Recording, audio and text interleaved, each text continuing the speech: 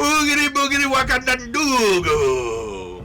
Which, of course, if you are not a native Planegea common speaker, you would not understand that what I just said was salutations to my stalwart storytellers and to the fans of the stories they tell. My name is Erik Klein. Pronouns are he, him, and dude. I will be your Dino master for tonight. And we are playing Planegea, Epoch of the Eclipse, Song of Bear Clan. And Planegea is a setting for 5e, both 2014 and 2024. And in Planegea, we are focusing on everything's faction related. We're focusing on the brother clans, which include Lion Clan, Ape Clan, and we are now selling Bear Clan story. And the Bear Clan, fun fact, worships an actual physical god that's a gigantic bear, and his name is Urholsh, and he hibernates for years at a time, and will come out for a summer or two, stay out for a season, then go back to hibernating. And when he hibernates, there's a shaman woman, a mystical shaman woman, that hibernates with him and is sort of a dream shaman, if you will, that guides Urholsh on his dream adventures.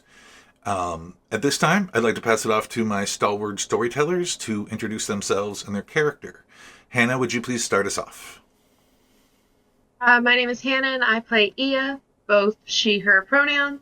I stole a tip from Goose this week and decided to go for a species fact.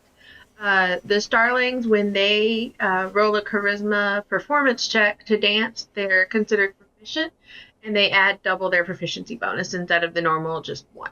That's so cool. I want to play a bard Starling now.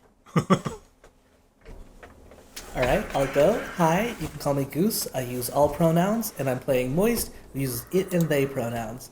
For my fun fact, I'm going to talk about... So Moist is classed as a wizard, but in this setting, writing doesn't exist. So the way that wizards work is they are called spellskins, and they tattoo their spells onto their skin. It's a bit more hardcore than reading books. So because Moist is inspired by cephalopods, I actually have it so that these markings are little ink splotches that wriggle and move whenever it casts its spells. Which I imagine is convenient for a half ooze, because you can just rotate your skin to where you can read it. But if you weren't a half ooze, it's like, where did I put that one spell? If you weren't a half ooze, you'd be like, hey, can you read that spell? I really need to know how to cast Tiny Hut. Jack, would you please introduce yourself and your character, please? I'm Jack, he, him, playing wood, he, him. Druids are not respected in Planegea. Anyone who worships a god hates druids because they siphon off the same source of magic that gods draw upon. So when he was little, he had to hide his magic, he had to disguise his magic. So his father, Chree, forced him to learn how to play the drum day after day after day of arduous drumming practice, which is why he has a deep-seated hatred of drumming of all sorts, because he had to pretend he was a bard. And there's constant drumming going on in camp, so I bet that's lovely for wood. Lovely. Susan, would you please introduce yourself and your character? Yes, I am Susan. I am playing Gummas Jensen, he, him. Gummas is a very easygoing person and also very easily confused. And whenever he is confused, which is often, he will respond to any question with, "Yeah, that sounds great." This has led to him being married 3 times. He is fully unaware that he is married. Does he have 3 wives all at the same time, and do they all live together? He's just like, hey, these are my roommates. No. No, he doesn't live with any of them. He just continuously floats around town. That's fun. Salt wives is what he has. Gummas has salt wives. That's awesome. He has friends that he finds oddly clingy. Sometimes they fight amongst themselves. Don't have a girlfriend. Just know a girl who would be mad if she heard me say that. Previously, on Song of Bear Clan, it was the Butterfly Festival, and our party was charged as newly made members of Bear Clan to watch over the children of Bear Clan for their annual butterfly hunt, which is where the kids go out and they're told by their parents that not many believe this is true, but they're told by their parents that squishing and squashing and butterfly would release the souls of those that die in the annual wars into their happy hunting grounds. Now, we discovered that is an actual literal thing. When they went out to hunt the butterflies, there was the first eclipse anyone from this planet has ever seen, and Hannah was able to calm all the children down and everyone down and tell them, don't worry, the day star, which is what they call the sun, isn't being eaten, it's just an eclipse. But out of the plains arose a Tricerator who started summoning all these undead creatures, and our tribal storyteller, an old kooky wise man named Halgosh, recognized the threat, and immediately he did a dance where he threw dust in the air and he stabbed the dust with his shaman staff, and he created a tiny hut.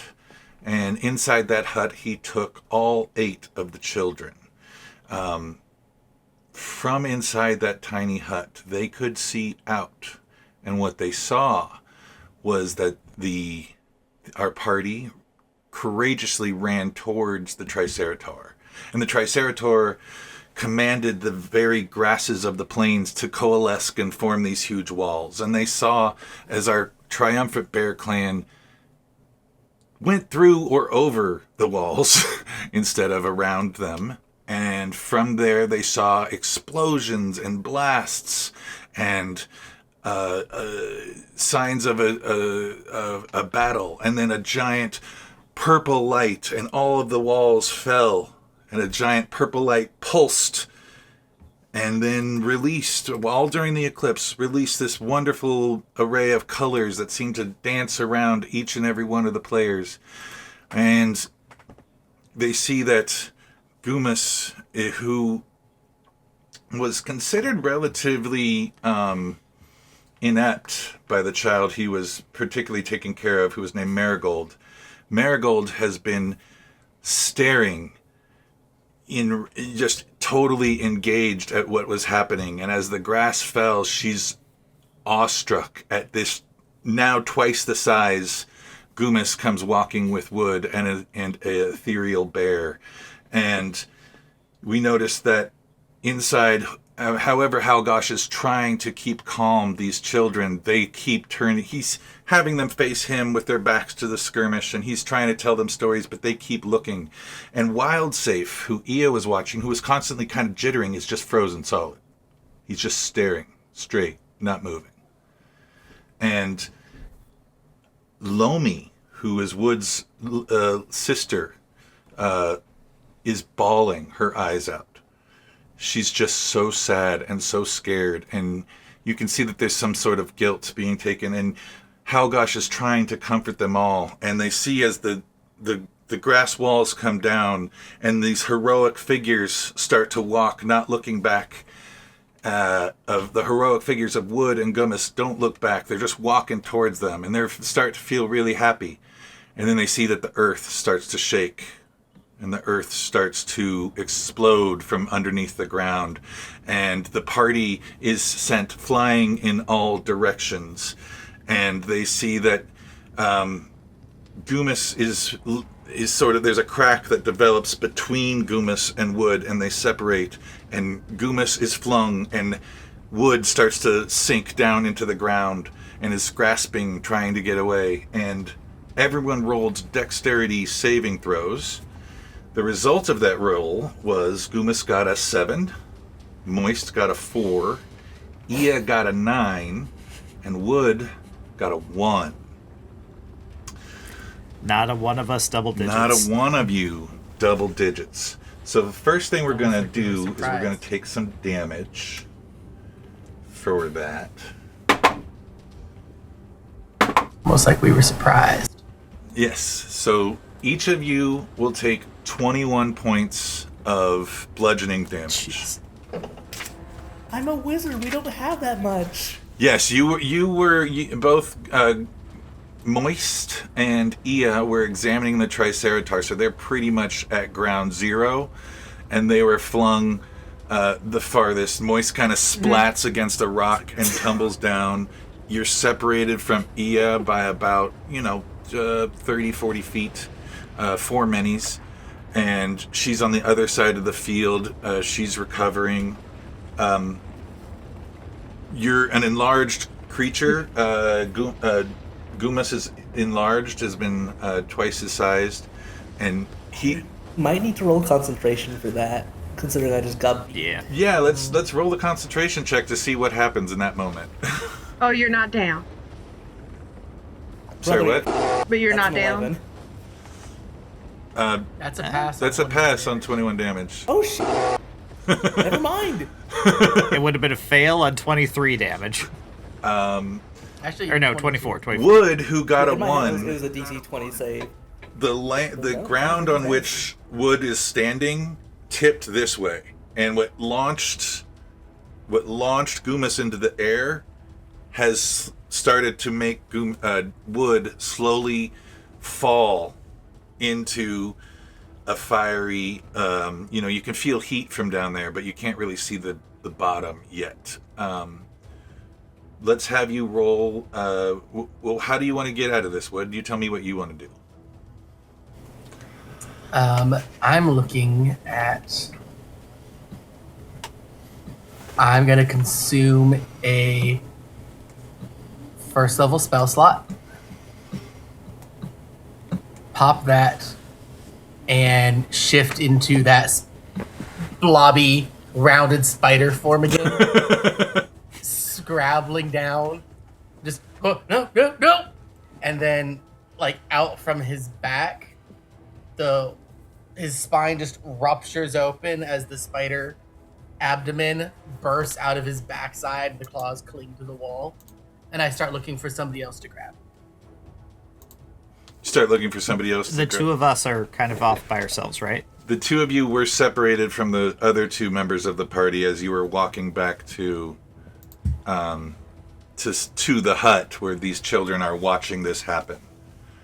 Does it look like he needs help to avoid falling too? No, you were the only one that rolled a 1, so you you were the one that was falling into the pit of despair, and you saved yourself with your spider climbing features.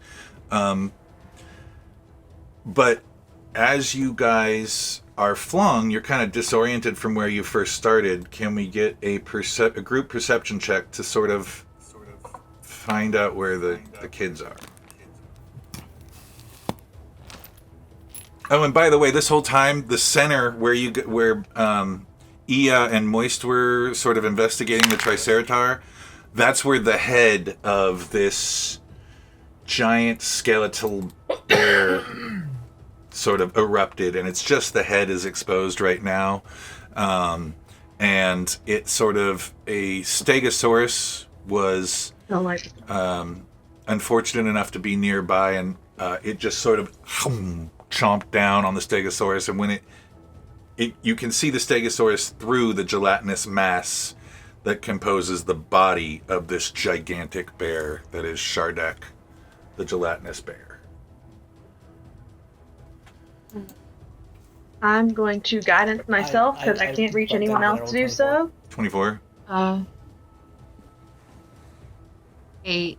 Not good. 5. 5. Or no, 8. 8. I have full slinky down a set of stones, and I'm just staring up at the sky, seeing everything. I'd imagine the squishiness of your body sort of impacted and spread out a little bit, and your body's got to kind of coalesce. I'm a puddle. How about you, Wood? What did Wood get for a perception check? I actually hadn't rolled mine yet because I was still in a hole. But when you get out of the I hole, will really quickly get an 11 plus 8, 19. okay, so Ia and Wood, as the dust is settling from the rupture, and now you just see this head sort of working its way out of the field, just sort of chomping at anything that's going by and slowly getting more and more out of the field. You can see... I'm sorry, what? Can I yell because we were like walking back towards the kids. How far off is the hut that they were at? Yeah, you can. You were about halfway to the hut, and so the maze itself, the center of it was 100. There's another 100 feet to the edge, and you were about 200 feet from there. So you're about 200 feet away ish, maybe 100 to 200 feet. So 10 minis or more away from where the hut was. Goose was the other person that had sorry. a higher Goose score. I only had an 8. I got 24. Yeah, I'm sorry, my bad. I'm just gonna scream towards the hut and the children as the spider just get up waving four spider legs. It's the scary monster I told you about. Run the way! Well, what you can see with your perception check, you and Goose, you and Moist, forgot the question mark, is that as the dust is settling on where they were, you can see it form.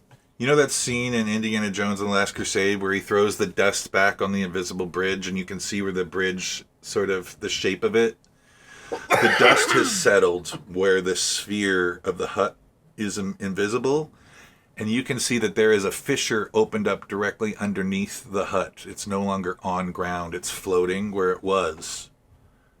But Stay in the hut. That's an important detail. I don't scream that. underneath the hut, there is about a 30-foot drop before some very loose rocks appear. And you know that they've do have to get, if any of you wants to roll a nature to try to figure out how much time you have, nature or survival or investigation, perception, whatever you want to roll. I would love to investigate. Sure. Put my brain to work. 21. I've got 22 on nature. Okay, you can tell that it's going to be pretty quickly. Those who have anything over a 15 could tell it's going to be pretty quick before this bear is out of the rocks. And you getting out of there is a good idea, but you have to figure out something that a way to get these kids out safely. And what do you all do with that? Well, does it seem like this bear has organs? From what you can I know see, that's exceedingly vague. That's a concerning question. From what you can see, is the bear is a skeleton. It's the skeleton of Shardak, who was killed by Urholsh many generations before people populated Planegea. It was just the gods. So it's the skeletal remains and some fur, and the rest is sort of a gelatinous, transparent that you can actually see the fizzling body of the Stegosaurus it consumed. You can see it dissolving within it. Alright, that's unfortunate because my plan was to drown him. Anyone else got ideas? For the kids, I might. Do I have any idea of how sturdy a tiny hut is? Like how much damage it can withstand? It doesn't. The way Tiny Hut works is sort of things kind of pass through it. Nothing can affect what's in the hut. You can really evil DMs will dispel magic on a tiny hut, which can still happen. Yeah. But there's nothing to do that at this point. Not. But you can tell it's sort of floating, and there's a fissure underneath that is going to create a very drastic exit when they do dispel or end the spell, or the spell ends itself. My hope was that if I could somehow interact with the tiny hut itself, would be to Eldritch Blast it, because I can launch it back 10 feet with each hit. You Unfortunately, could Eldritch Blast the children. That's Moist suggesting this and not me, the responsible person. don't want to hit the kids. That's the thing. Is I don't know if is there like I'm not going to tell you not to try You can it. hit the kids. You can roll a history check to see, or ask anyone who does that type of magic. You can roll a history or arcana to see what you know about tiny huts. If you'd like a consulting brain person, I can roll for you. Yes, I'd like to give. I'll give you the help action because I want to see. Moist. I want to see if I can hit the tiny hut and shove it back away from the fissure. This is a little outside my expertise, but that's still a 17. You can tell that the way tiny huts work, objects will sort of pass through it and not do any, will not affect the hut. That's the nature of the hut. Okay. Yeah, I'm more of a meat-based wizard, as it turns out. Okay. In that case, I'd like to thaumaturgy yell at the. Oh, his thumb is with that check. Would Moist know if it's a concentration spell or not? Would the DM know if it's a concentration spell or not? It's not a concentration not. spell. It lasts too long. Okay, yeah. Okay. I, as a wizard, know it's not a concentration spell. Okay. I'd like to Take a nap in it. who's the guy who's in there with the kids? What's his name? Halgosh. I'd like to thaumaturgy my voice and yell the Halgosh. They're in the hut. If they get hit by something, it should launch them and the hut. I think. I hope. No, it's a because it's a it won't. sanctuary. It's a sanctuary. They're safe inside this Jesus bubble. Christ. It'll be fine. We can get them out later. I tried everything I thought of. I'm gonna check. How much gap is there between the edge of the fissure and the hut? It's not that big of. It's maybe like a circumference, or maybe like 5 to 10 feet around the 5 to 10. So if the hut's here, it's like 5 to 10 feet around in all directions. I'm a spider. I could jump. I could jump it, grab a kid, jump back. May I just suggest, it is an 8-hour spell, and we have a giant bear that'll be out in 8 seconds. Can we focus on this guy first? Mm-hmm. Gummas approves of that plan. Okay. All right. Refocus. I mean, it might still be worth trying to drown him, even though he doesn't have lungs. Let's slow him down. Yeah, Gummas. What do you want to drown him in? I don't know if regular water is going to cut this. Things without lungs don't drown. That's why fish can swim. So, I mean, I have... I don't know how much tabletop we're allowed to do, but I'll just keep going. I have Sleet Storm, which is just a giant downpouring of rain, which could slow them down, make it harder for them to dig themselves out of the ground. It's not the worst idea. I mean, like, Gummas's plan is to stab it, which is maybe not the smartest plan, but he's not the smartest man. And actually, I do have a haste coming your way when you get to me. Wait, aren't you already concentrating on enlarge? You are big right now. That's right. Wait. Yeah. Okay, you will stop being big if I go for Sleet Storm. But that's fine. Oh. Okay. That's not fine? Well, I mean, like, being big is nice, but you know, it's hardly critical. I mean, I'm not sure if he would want to eat me more because I'm big or less. It did seem to eat a stegosaur just, you know, out of nowhere.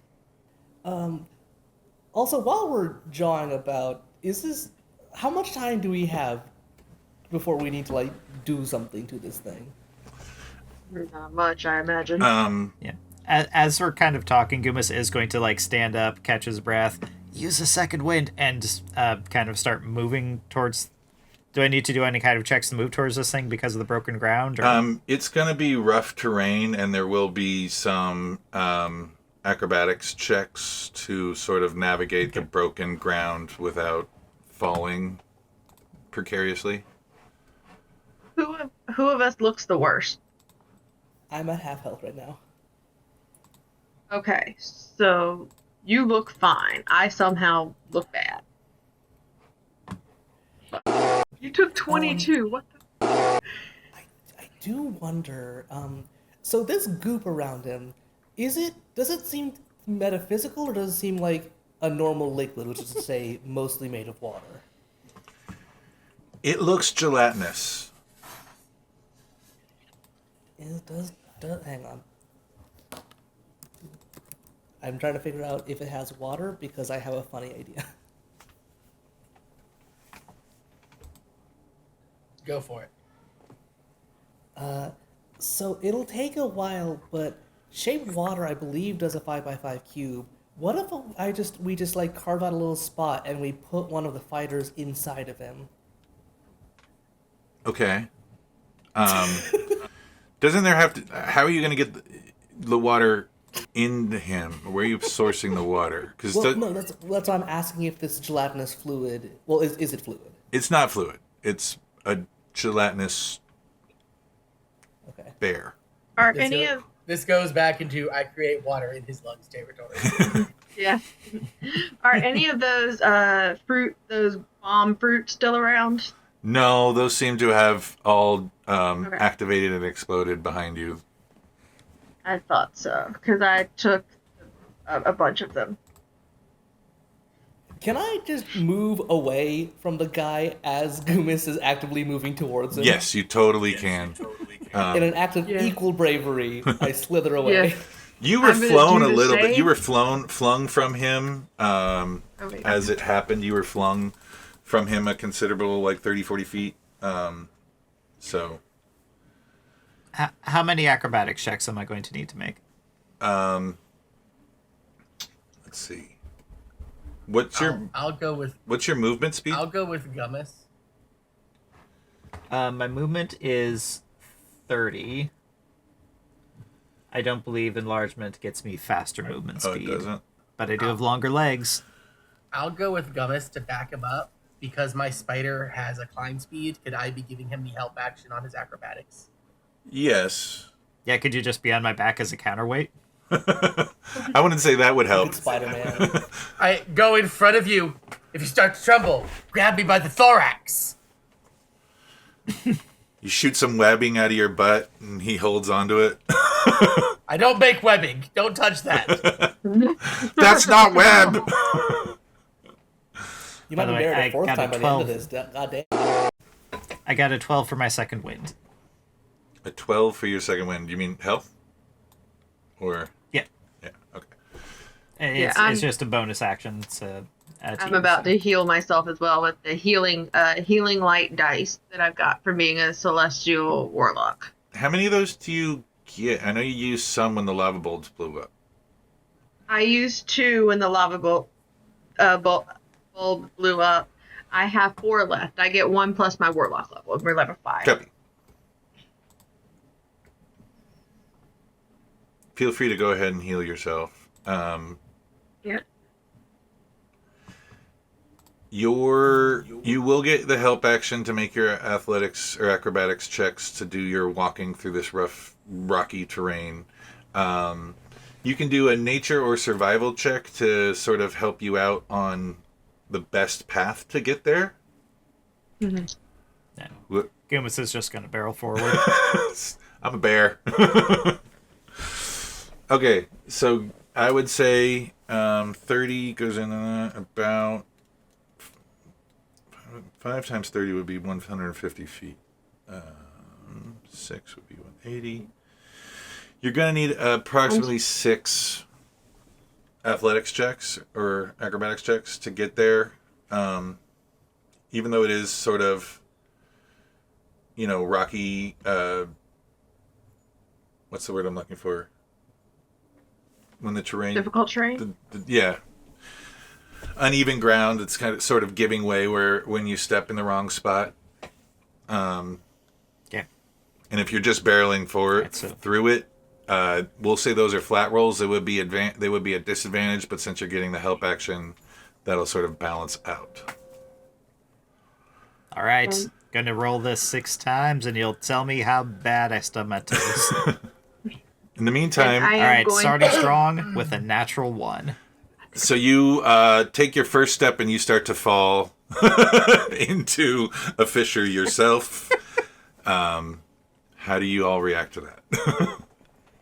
Did I try and catch him? He will remember you fondly, dear Gummas. Roll a dex save. I got this. Oh Roll no! a dex save, Gummas, and roll a acrobatics or athletic, whatever you want to do as a spider. What you tell me on what you're doing as a spider to help. I would like to athletics just to try and muscle them out. Okay. Based on your check, we'll see if he's got advantage or disadvantage. So, Jack, roll your help action first. 23. Okay, so you will have advantage on your dex save to catch yourself and get out of this hole. 15. Just barely did it. So you are caught. You caught yourself. You get out on solid ground again. You've maybe moved 30 feet backwards towards the bear thing.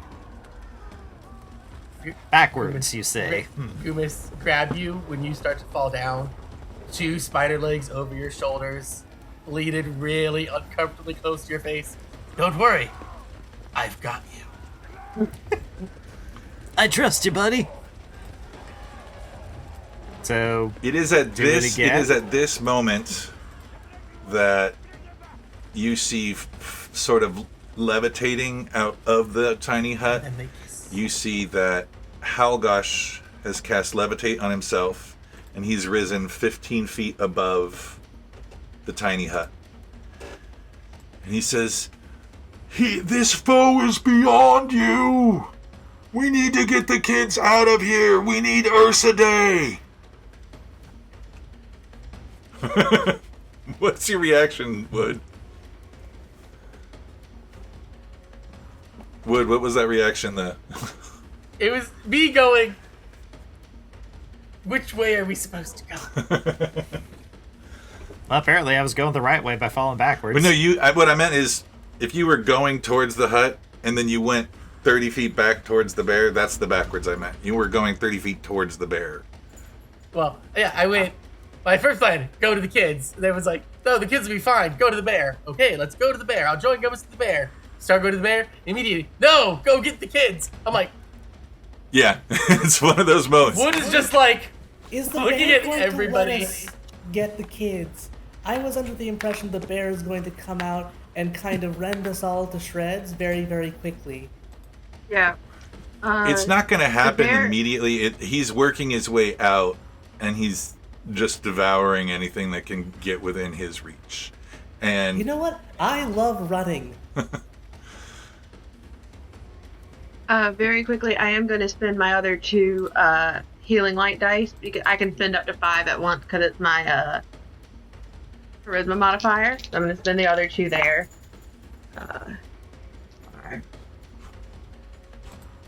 Okay. So Halgosh yells, "I can hold the kids if you can move me from the sides or put something under us." Oh, I cast Gust at him. Okay. So he goes down. Or Gust of Wind, sorry. Yeah. He'll go down inside the hut, grab 2 kids, levitate up. You cast Gust. And then throw me a rope and pull me down. Well, what I was thinking, because Gust of Wind is a line of strong wind 60 feet long. So I was just going to blast him away from the fissure to the ground. Yeah. Well, if the tiny hut is above the fissure, he's levitated above the tiny hut. damn it. So you've pushed him away with 2 kids in his arms, but he's not to the ground yet. He's still several feet above the ground.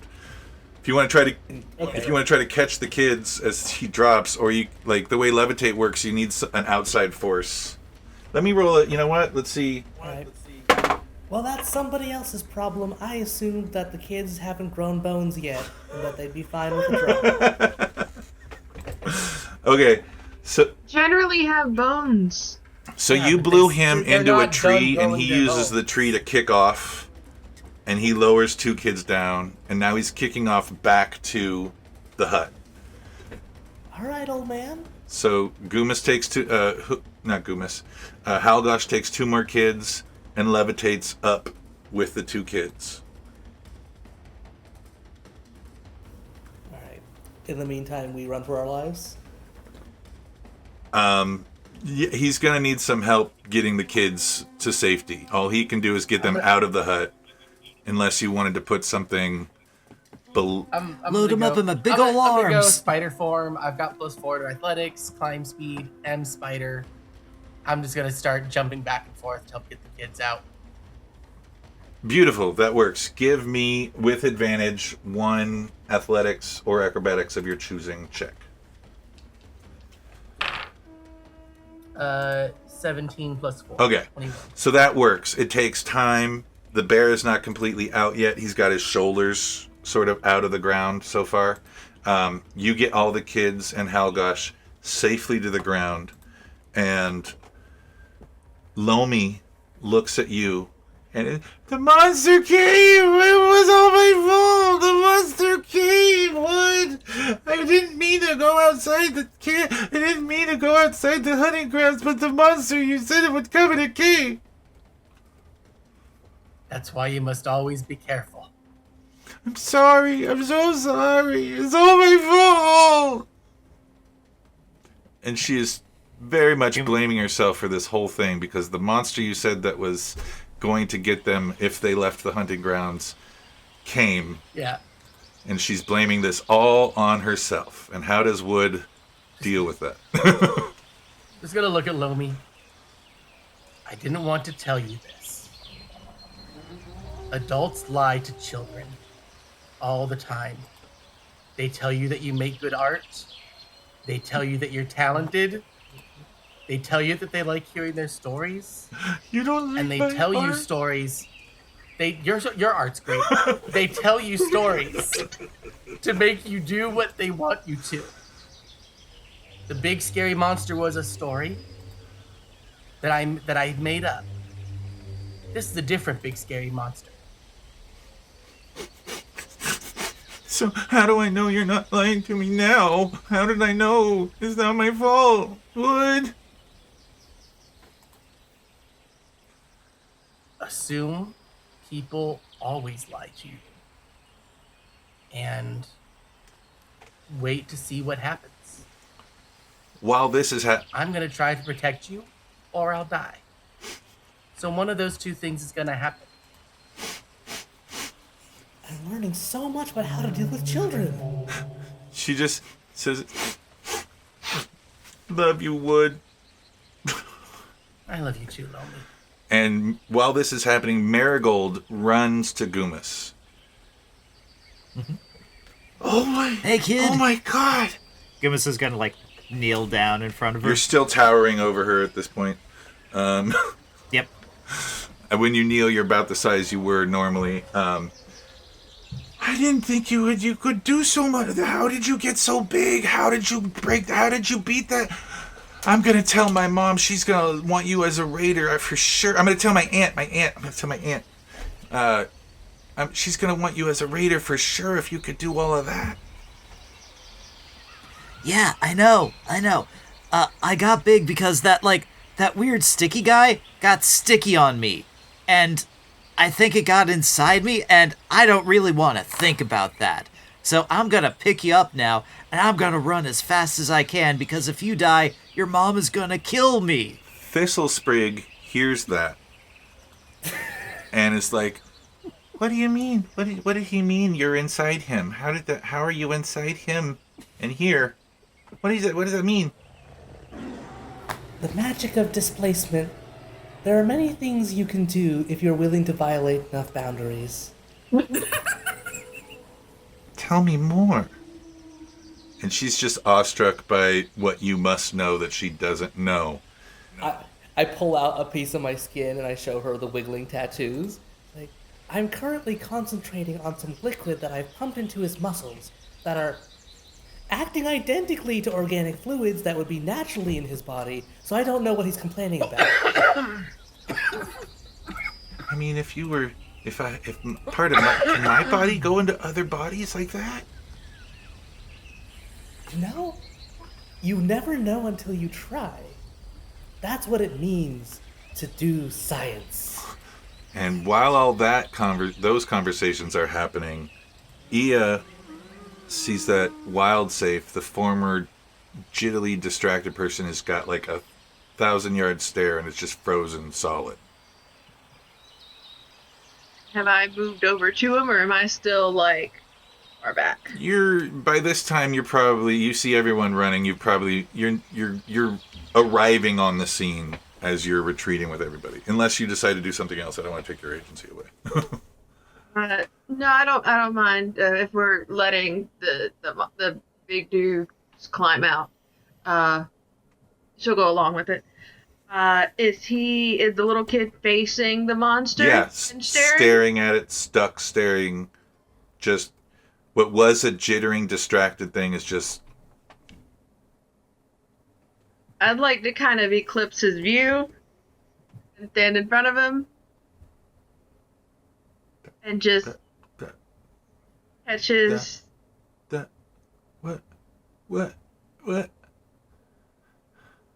What's happening? Kind of scary, isn't it?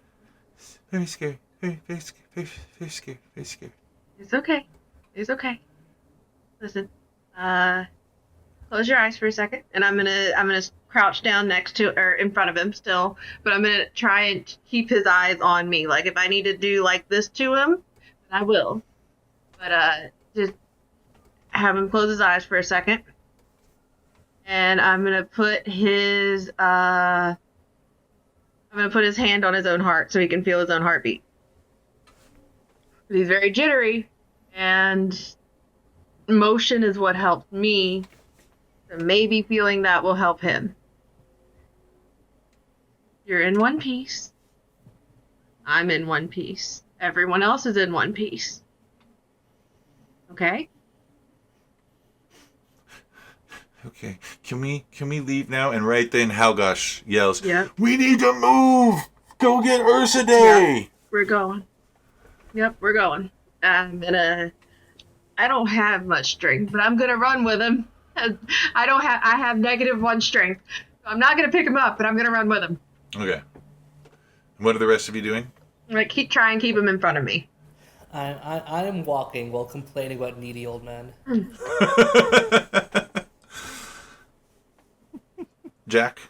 Wood and Gummas, what are y'all doing? I got my kid and I'm just running. Wood's gonna duck the head of the spider down and just sort of like scoop Lomi up onto the front and extend like 4 spider legs out. So then there's 2 in front, 2 in back to walk on, and then 4 spider legs to either side. Okay, kids, grab a leg. Let's all go because there were other kids. There's a total of 8 kids. Yeah. Yeah. So I'm just gonna try and give these kids some spider legs, and Halson can grab the others. Halgosh, yes. The other, yeah, he can grab 1 or 2, and I'll just help escort the kids back. Awesome. Roll a athletics check. 14. Oh no, 15. 15 does it. Okay. So you are able to do this and not lose any speed doing that. You make it. It takes about 20 to 30 minutes to get back to camp. And when you get to camp, the scene you see when you are back at camp is Ursa Day, when you left, was a bunch of people getting drunk on the Smile Drink. There's about 250 of different members of different Bear Clan factions all camping together. And you see that the tents are still in nice, neat rows. And what was a party, you see Ursa Day and some factions of Bear Clan that you don't see that often are sort of standing in front of a large group of people who are sort of in an e-puddle. You ever been to like a music festival or rave and there's a bunch of drugged out people just sitting on the ground holding each other? You see Luna sort of Luna from Talon Camp, from who none of you would know this, but from School of Rocks. Luna is also a fellow Starling. She is explaining what the Eclipse is to all of these scared, drunk people.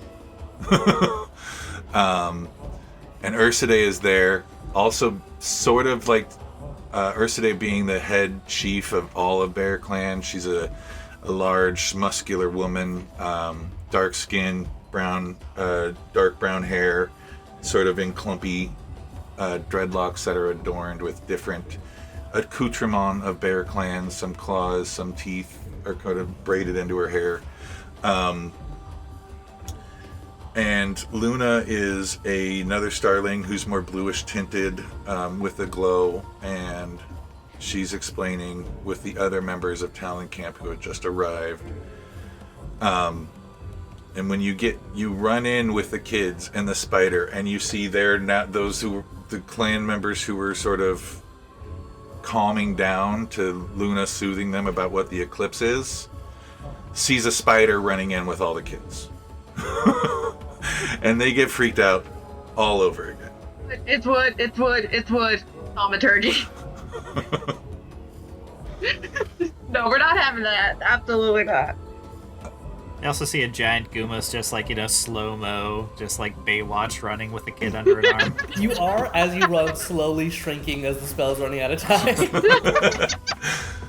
So as your body slowly shrinks back to normal, Marigold comes from being her legs dangling to landing and running with you right then and there.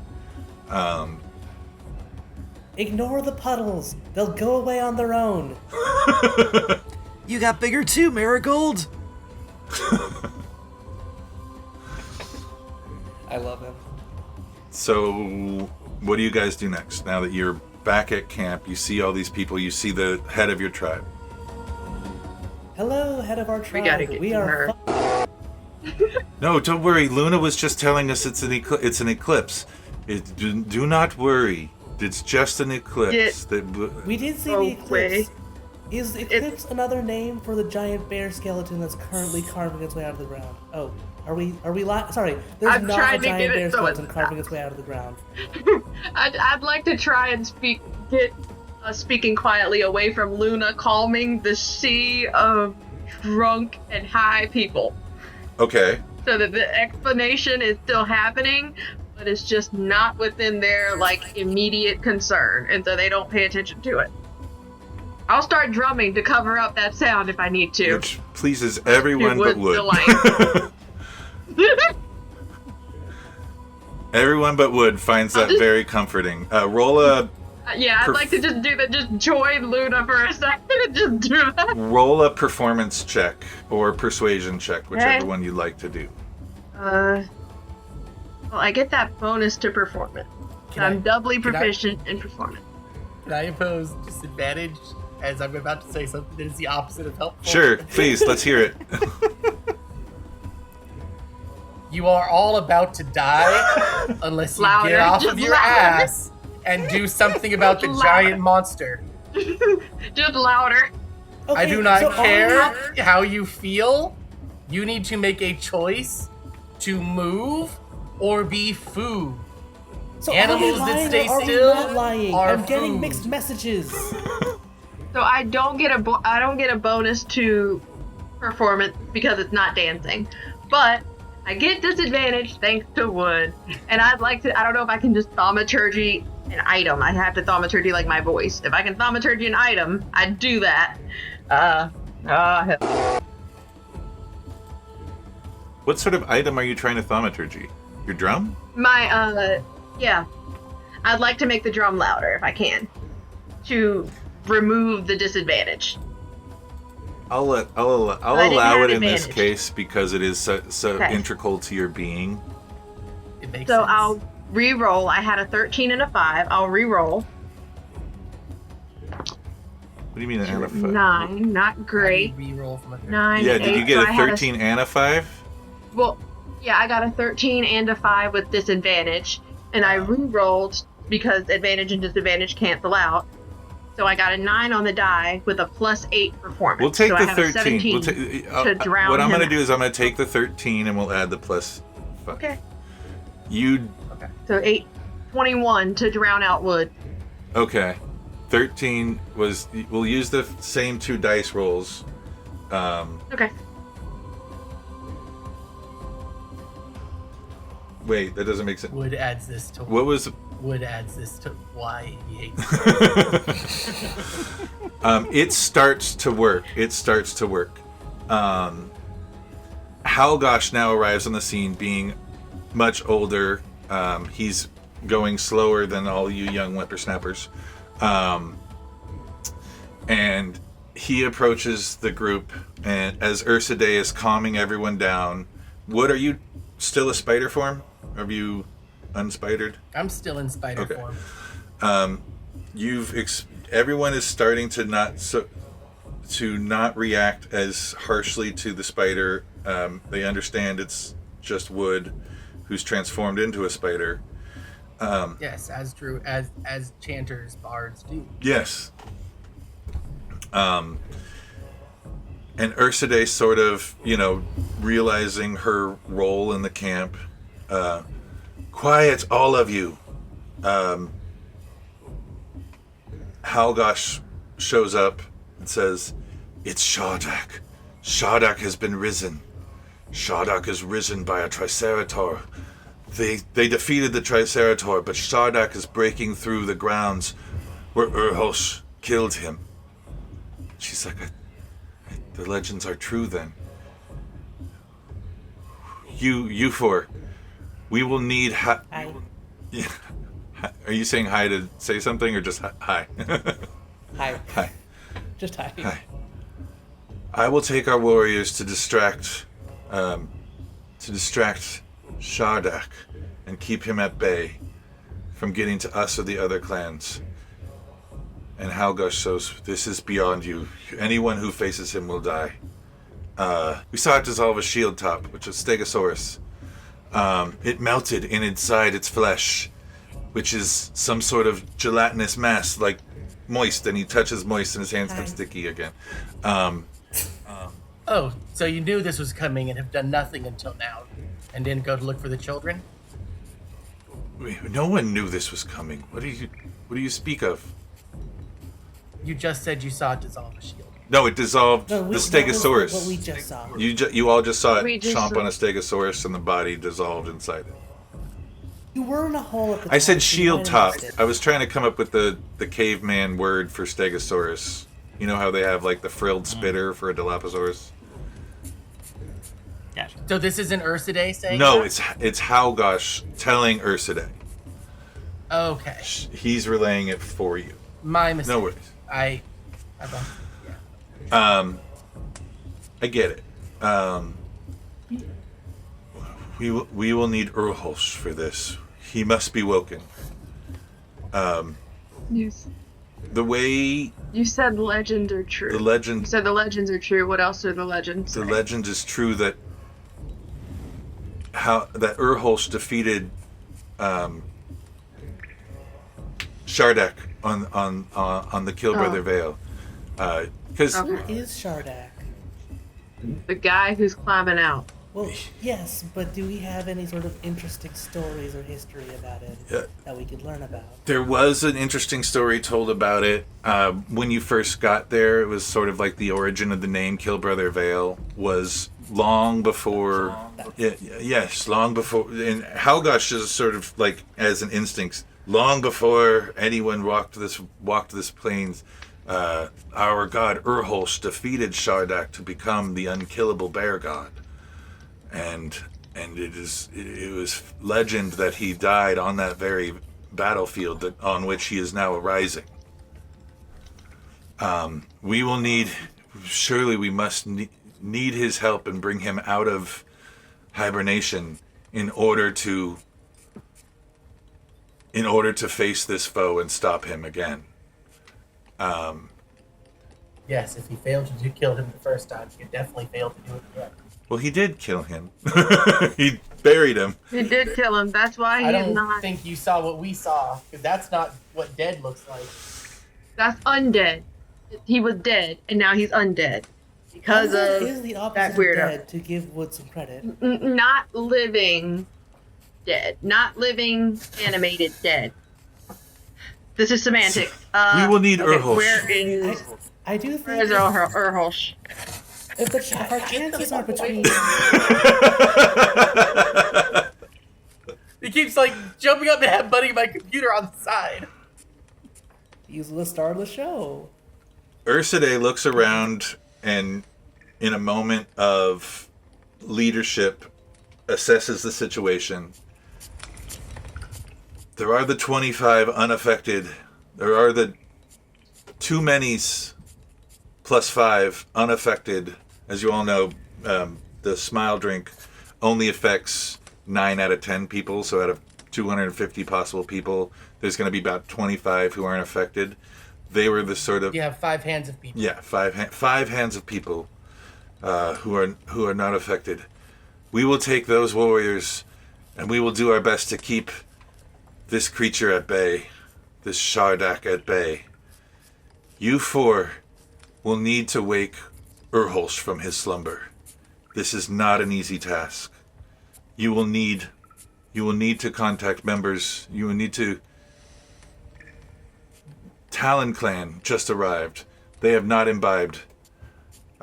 You see her point to Luna, the Starling, and Rocky, the Sauron, who's... I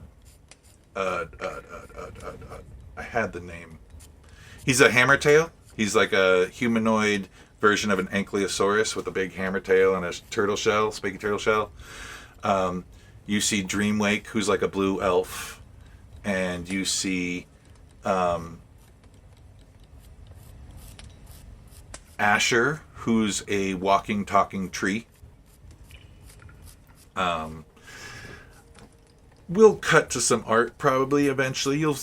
Audience, you might see some art of these characters. And she says, they will have the items you need to wake Urholsh. It is a treacherous journey.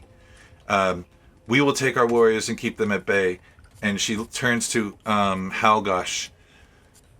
Cast your spells to end the smile drink effects on the rest of the clan while they go to wake Urholsh.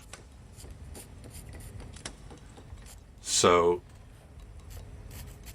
and Urside says, you will need items, special items to traverse the lair to get to Urholsh's lair to arouse him from his hibernation, from his deep sleep. You will need to speak with this is only done in dire emergencies where we wake Urholsh when it's not his time to end his deep sleep.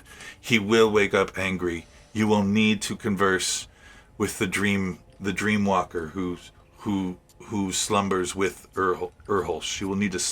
You will need to interact with her in her dreams. Talk to Dreamwake about how you would do that. For the journey there, you will need specific items. Talk to Rocky, talk to Luna, talk to Dreamwake. They will help you with what you need to get to wake Urholsh. We will go and we will fend off Shardak until you return. Bring Urholsh. Bring him here. And we're back. And our party is been tasked with finding the members of Talon Clan and getting items for them to awake Urholsh in his lair. And just so we get a quick little picture, those are the members of Talon Clan. We have... Quick question. Yes. Is Gummas married to any of these? No. This... These are children. This is... children. They were children. It's about 5 years later, so they're considered adults. You have Dreamwake on the left. You have Arda next to him. He's sort of their unofficial leader, kind of leading the way. Luna's in the middle. She's actually yellow with yellow, not blue. I'm sorry. And then Asker, who's the walking, talking tree, and you have Rocky, who's the Sauron Ankylosaurus. And you can see that they Luna is right there, sort of leading the kind of cuddle puddle, calming them down. And the other various members are scattered around your encampment. Take it away.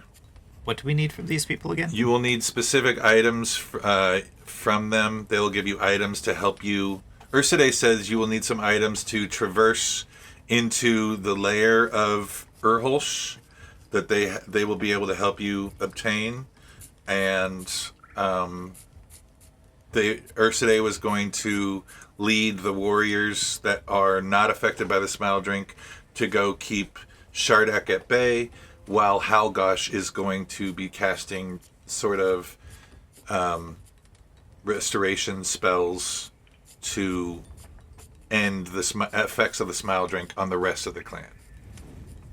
And you guys have to go into the lair, into the terrifying old tree, to find Shardak, to find Urholsh's lair, to raise him from his deep sleep of hibernation.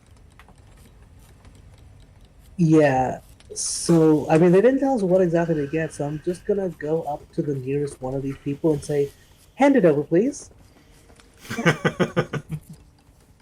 I'm gonna go to I'll to back Luna. you up. I'll just follow. You heard him. I'll go to Luna and just wait. Okay. When you go to Luna, Oh no, they can do theirs first. okay, we'll go to. Yeah, you're good. No, they can do theirs first. It's all good. So you will. I think he has the right idea. You will need 4 items. Pick. You said you go to the nearest one. Okay. I'm gonna roll a d4. You roll a d4. I don't have one next to me right now.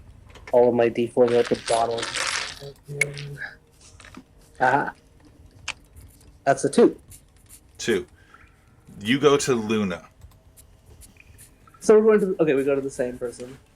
Well, all right. Well, then you know what? You specifically, you will go to since Ia already called out she's going to talk to Luna. You're going to run over to the next person, which is Asker. All right. Asker. I just put like a gimme hand. Okay. I'm a tree. What do you need? What do you need? I'm just a tree. I know what I need, but apparently you do. What are you doing? We're going to go wake up God. Oh. Well, then you will need a magical stick. I'm so excited. I'm a tree. It's all I can do. And you see a branch start to grow from Asker, from them, and a branch starts to grow and sort of twists in a little bit of a spiral and extends to about 6 feet long and kind of comes to a fork at the end. And then That's a good stick. And then she breaks it at the base connected to her stem. Oh, it hurts a tree. And she hands it to you. They hand it to you. Take care of it. You'll know when it will know when to activate itself. It will know what to do when the time is right. Fantastic, because I do not. I just kind of like stick it into my back where a spine would be. Okay. Next, Jack, why don't you roll or pick someone else who's not Luna or the tree? Face markings, Dreamwake. Dreamwake. Beautiful. Dreamwake just arriving from Talon Camp. She's not necessarily sure what you're looking for, but you can see that she's sort of at the shaman tent. She's a full-on shaman herself now. What do you say to Dreamwake?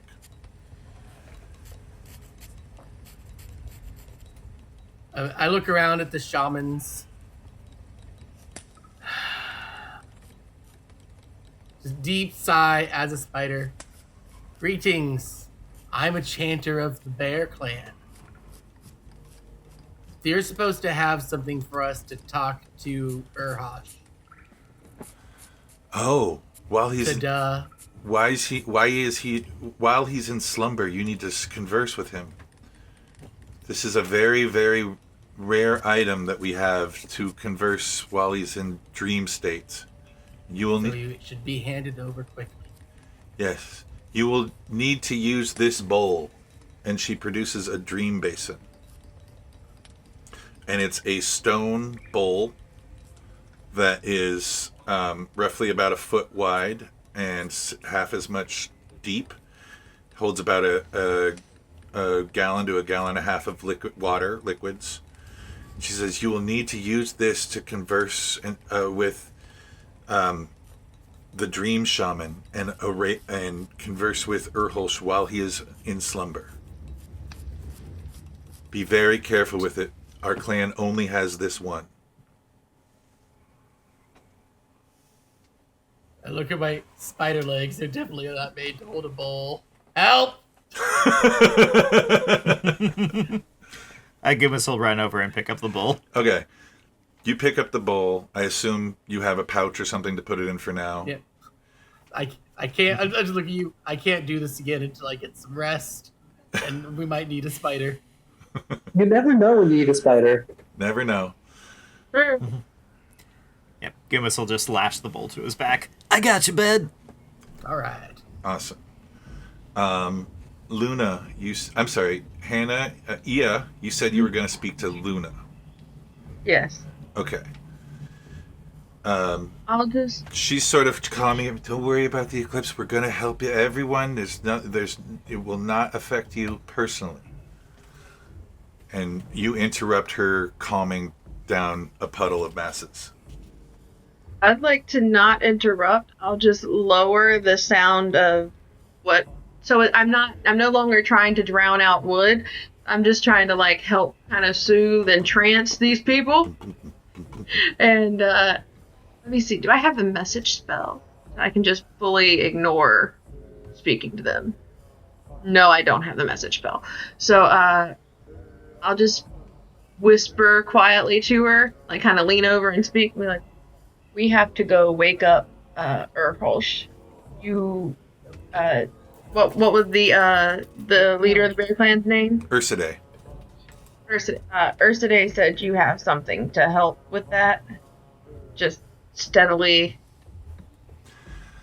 You will need to be a light that is brighter than yourself.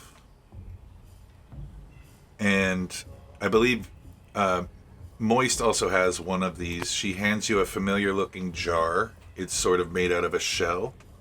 She's like, You will need a light brighter than you can be. Take this Starfire light jar. And it's a shell that's kind of got wax and honey sort of taping up all the seams of the shell. But you can see from those seams it sort of glows. And it's the same sort of jar that Moist was given from the sack of Halgosh. Okay. So you have two of these Starfire jars.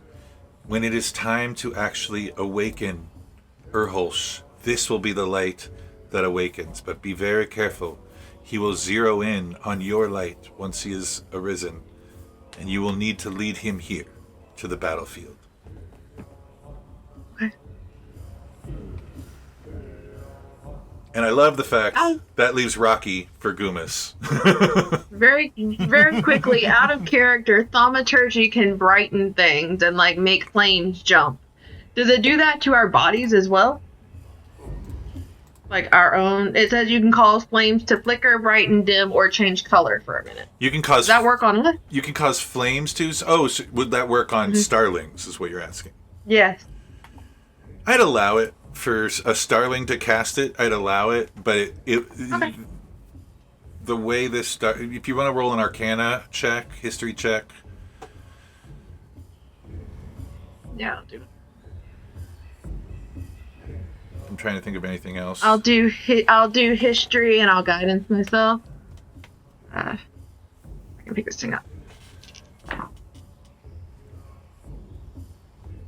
15. Okay, so you know from the stories that one of these Starfire jars is brighter, is like a weaponized form of light. It can blind. Okay. It can blind people when smashed and opened. Okay. And it's brighter than you could achieve with casting a spell like Thaumaturgy on a Starling. Okay. But it could work. I could cast Thaumaturgy on it. on the spell jar. Yep. To amplify, Maybe. if one thought one needed to amplify that light, you could. It's sort of a giant flash of light. Okay. There's a flashbang that I can make worse if I need to. Yes. Got it. Yes, exactly. Thank you. And then Gummas. You see that the last member of Arda ran with the warriors because he's a warrior. He ran with the warriors with Ursidae to go protect and hold off Shardak. So the last remaining Talon Clan member is, you see he's surrounded by dinosaurs and animals. He's got a pet frilled spitter that is a raptor, and a frilled spitter that's just hanging out with him. He's got a mammoth in tow. He's got a baby brontosaurus he's sort of nursing. And by nursing, he's like this to it. It's not like holding, he's like reaching up to nurse it. He's just surrounded by animals. Some of them have, ropes, not sort of tight around them, but just loosely around them, connected to his belt, with all these animals sort of following Rocky. Yeah, Gummas just kind of sprints up, goes straight up to the guy and is like, "Hey, I think we need to wake up a god or something like that. Do you know how to do that?" Yes, there is. Well, I've never done that myself, but I know that there is creatures that hardly anyone has ever seen that are very dangerous, and chasms. You'll probably need one of my ropes. And he sort of that sounds good. Magically commands a strand of his rope to uncoil from his preferred his first pet, the raptor, and it uncoils, and you see the rope, without him touching it, untie it loosely, untie itself from the dinosaur, who just perches at his feet, and coils itself over under style. And it as it's coiling, it seems to get longer and longer and longer from what it usually was. It's creating a longer coil than what it was. And this rope will help you get places where you couldn't get otherwise. Mm-hmm. And he hands it to you. Gummas takes it gratefully and wraps it around his waist. Awesome. And it's sort of well known, the location of the ancient terrifying tree that is the entrance to Urholsh's lair, and that's where you guys have to go next. You have everything you need. Yeah, rally up with the rest of the guys. Yep. Is it time to wake a god? Sounds like it. All right.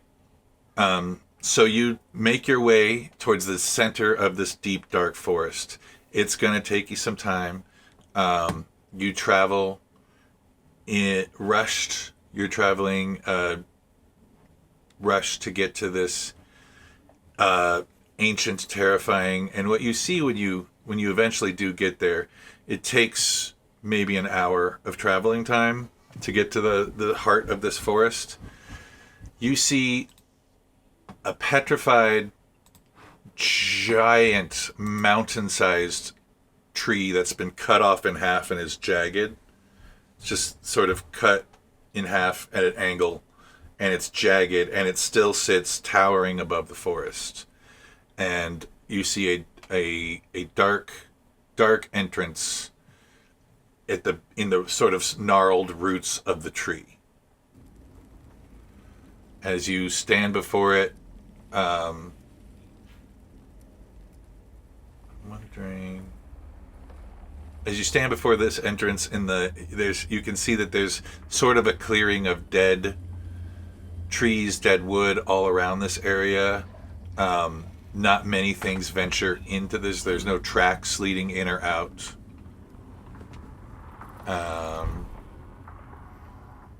What is it to avoid the... Is it a Constitution saving throw to avoid the fear condition? Let's have a Constitution saving throw. Constitution can make sense. I think Wisdom is conventional. Okay.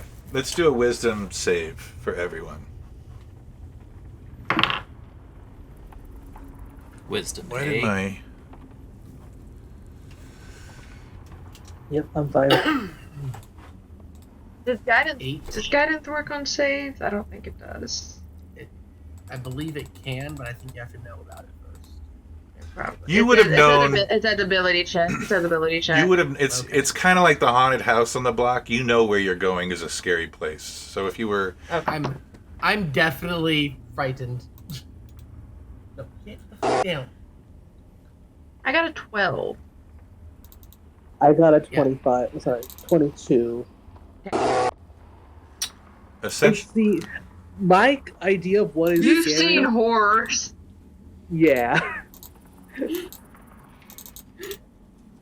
I got a 2. Oh no. Yeah, I just rolled with disadvantage because I'm in a druid going to the worst place for druids. Got an 8 total. Okay. So anyone under a 10 is sort of petrified going into this tunnel. And it's not necessarily the fear... Marching along. I turn back and everyone else is just kind of clustered around the entrance. No, I'm near you. Okay, good. I got a 12, so I'm like maybe a foot or so behind, being cautious, but.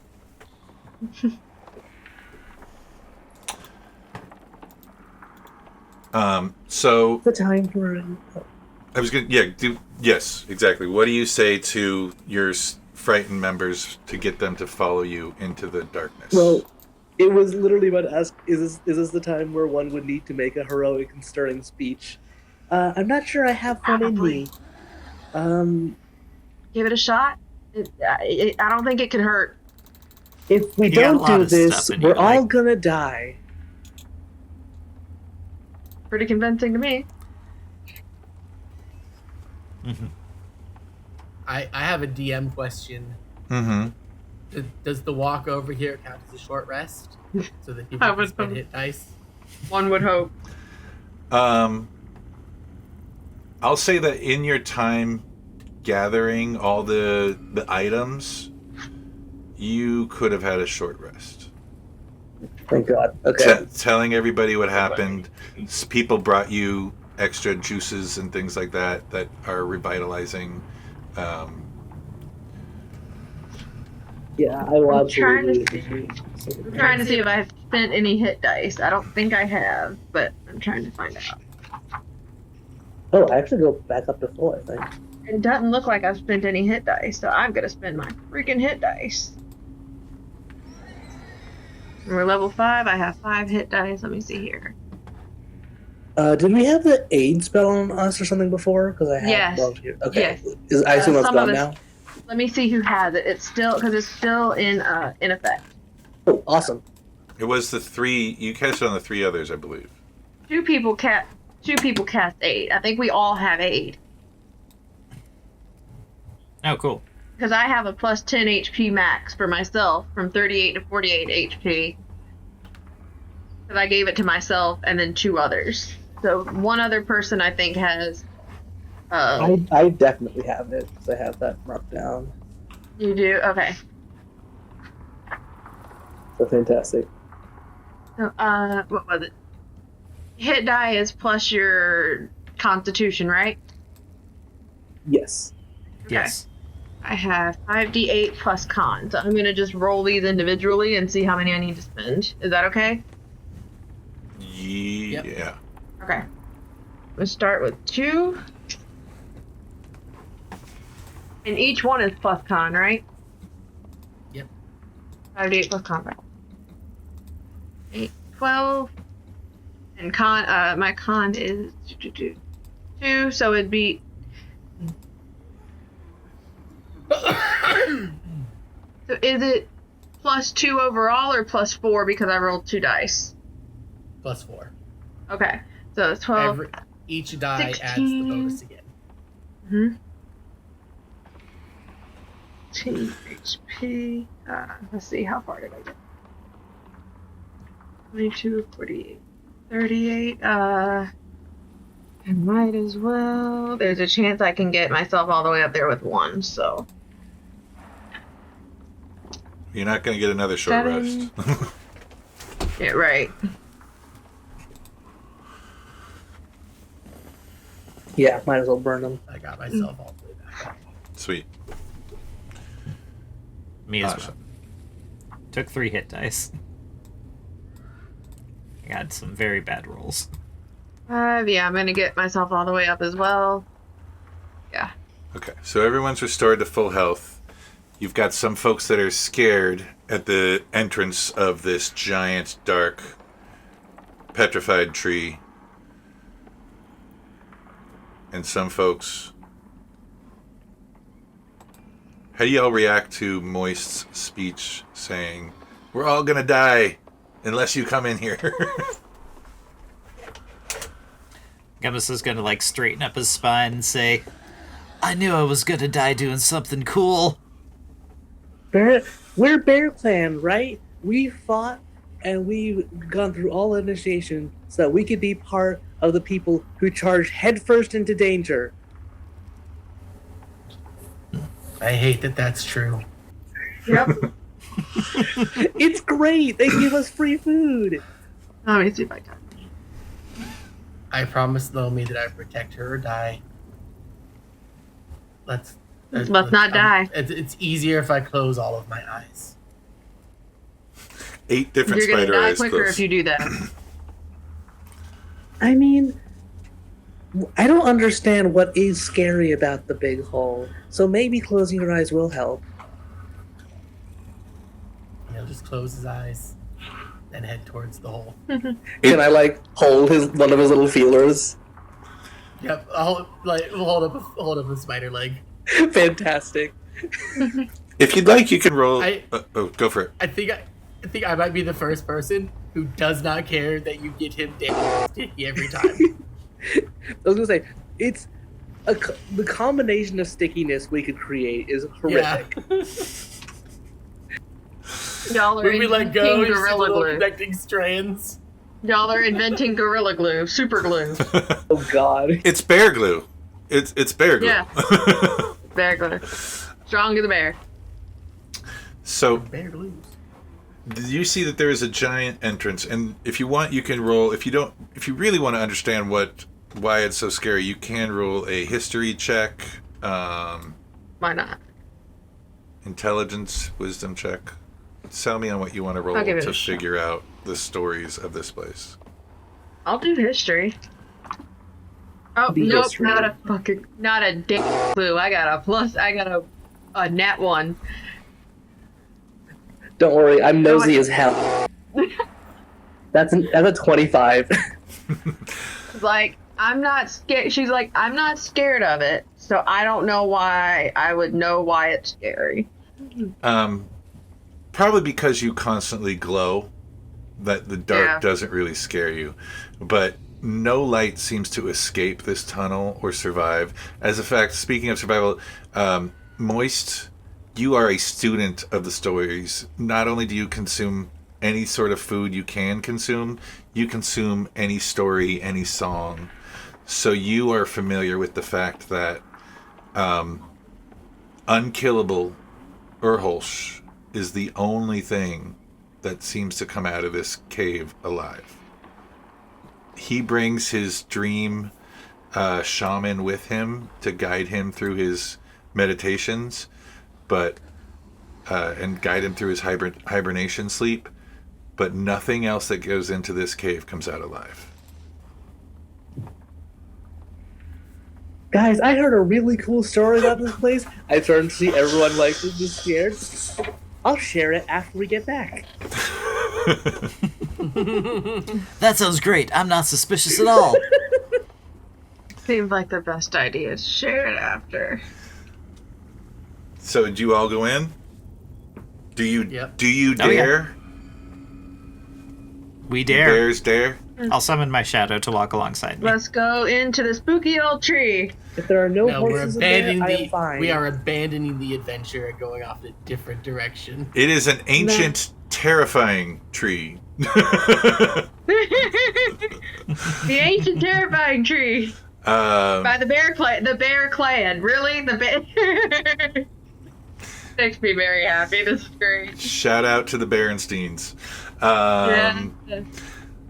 As you enter, you notice there is a long, dark, descending stair. And if it wasn't for you having a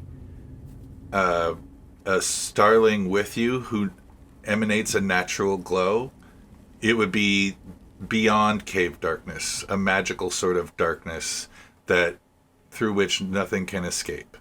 No light can be seen. Even fires seem to not shed as bright of a light down here, but because you have a starling with you, she seems to be the light that is guiding you through this cave. And you go down and down and down and down, and you lose count of how far down you've gone these stairs. And as you're descending these stairs, you're able to see, only because of the light the starling is shedding, you can see that it is a very, very steep, the edge of the stair kind of wraps around the cave descending in a large spiral as it goes down. And you travel this way for, you lose track of time, right? You can't see the sun. You can't tell how far down it's gone, but it has to have been close to an hour before you finally see a little tiny light coming from a little tiny side. And as you make your way deeper and deeper, you feel it getting hotter and hotter and hotter and hotter even still. And as you approach the mouth of where this light is coming from, you can see the stairs have led you to the opening that would be nothing for a bear.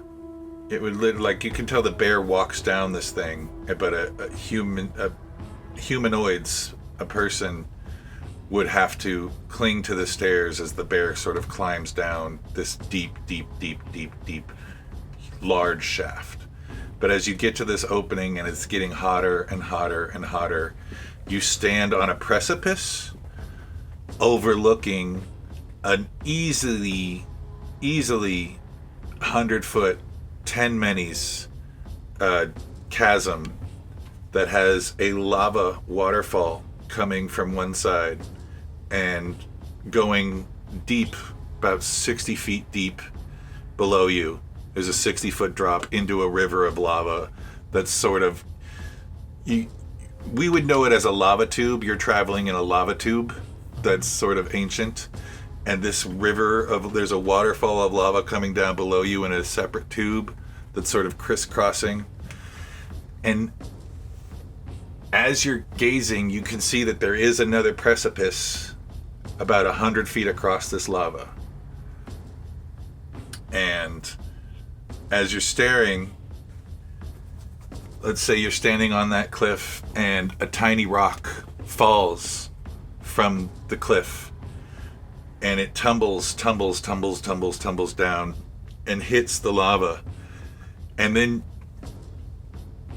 if there was the famous Dana, Dana, Dana, Dana, Dana, Dana, that sort of soundtrack is happening as the rock hits the lava, and the motion of that lava, you see a giant fin coming from one side and a giant fin coming from another side, and two elemental encrusted lava encrusted, one's lava and the other one is like obsidian, sort of a dark glass. Spinosauruses jump out of the lava and snap into the air at what must have dropped that rock into their domain. And with that, we will see how they handle the lava waterfall and the Spinosauruses jumping up from beneath it Same Dino channel, same Dino time. Next game. Thank you very much. Right. Bye. Nice. Bye-bye. Okay. All right.